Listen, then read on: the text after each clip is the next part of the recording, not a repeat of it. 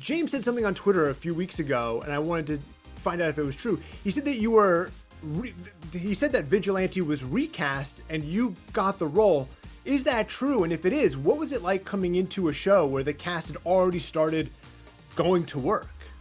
It is true. Yeah, I came in a little later to the project. It could be a little intimidating because everyone had been working together and I was kind of the new kid on set, but everyone was so lovely.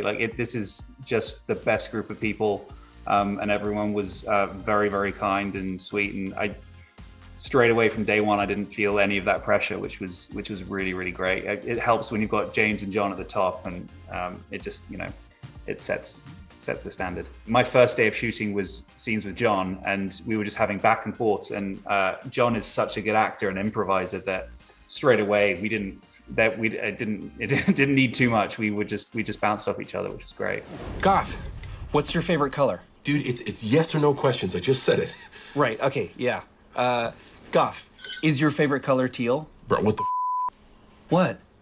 I'm gonna go through all the colors, and then eventually we'll find out which one he likes best. James has sort of described Vigilante as a sociopath, especially when compared to Peacemaker. How would you describe him, though? I mean, sociopath is pretty accurate. I think what's nice, what he lends to Chris's story is that, he's trying to figure out where he is on the moral spectrum, and then that's what he's trying to figure out throughout the show. And then Vigilante represents what he was like before.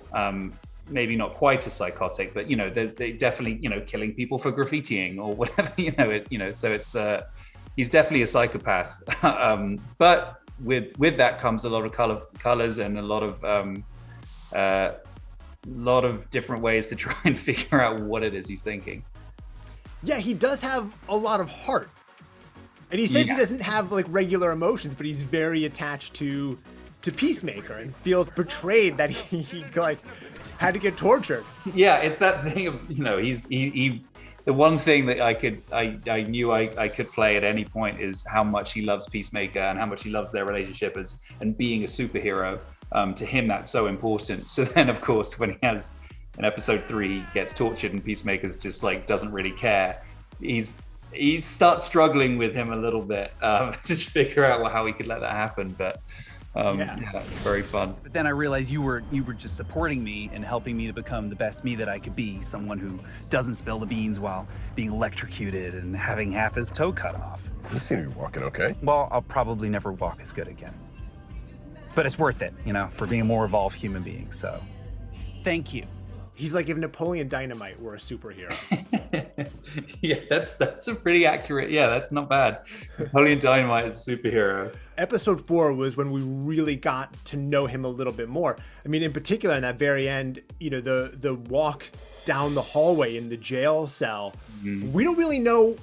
Is he full of it? Is he going to go get his ass kicked? How did you play that? What was kind of going through your mind when you on the day when you shot that? It was, when I read it, firstly, James just wrote, as soon as I read it, I was like, wow, he just wrote this incredible sequence. And it was not the easiest to walk down the hallway because, it's all in slow-mo and you can't hear anything. But on the day, it's in real speed. You've got 50 background actors who are just shouting in your face and just all that, and you have to do everything you can to try and block it out and look relaxed. And it's a very fun scene to play because as an audience member you're thinking, is this guy gonna is he a lamb to the slaughter, which is kind of looks like, or what's going on, why isn't he intimidated? He looks very relaxed, which then pays off so well for then when the moment happens. What was it like shooting that fight scene with the white supremacists? Because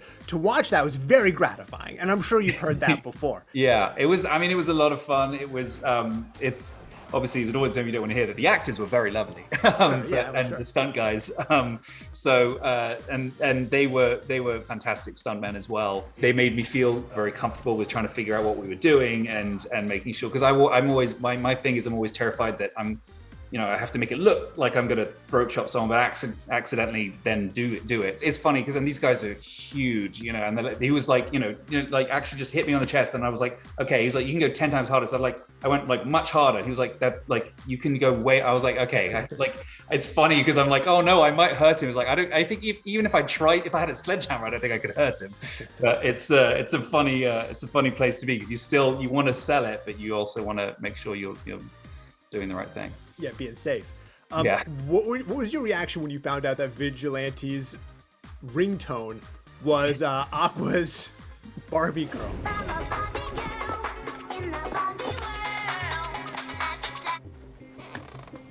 Who is this? Barbie girl, yeah, it's so good because you can never put your finger on him and you just don't know what this character is. So then you just find his ringtone's Barbie girl. You're like, okay.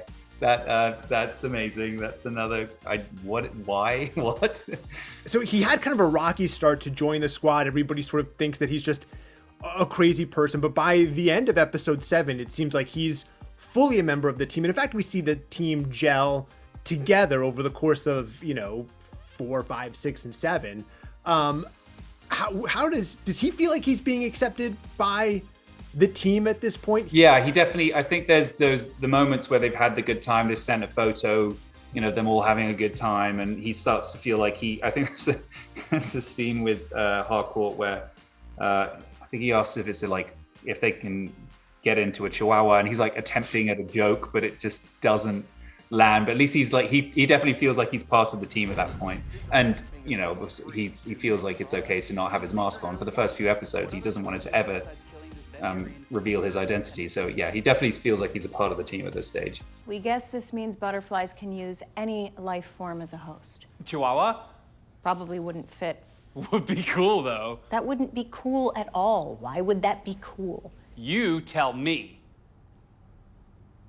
It wouldn't be. There's your answer. How do you think he's changed from the first time we saw him in episode 1 to episode 7? I think Adrian has been, his main thing is his relationship with Chris, with Peacemaker, and he gets more comfortable with the group and the rest of it, but he's still kind of an odd, psychotic guy. He hasn't changed too much. He's maybe gotten a little closer to Peacemaker, which makes him happy. What's been your favorite scene out of the first 7 to shoot so far? And pretty much any scene with John. Like we just got to have a lot of back and forth, a lot of comedy, and I was definitely breaking character a lot just because it would be too funny to hold on to. James had said on Twitter that you kept your American accent all the way through filming, and that John had no idea until you guys wrapped that you aren't American. Is that true? What was his reaction? Do you remember what it was?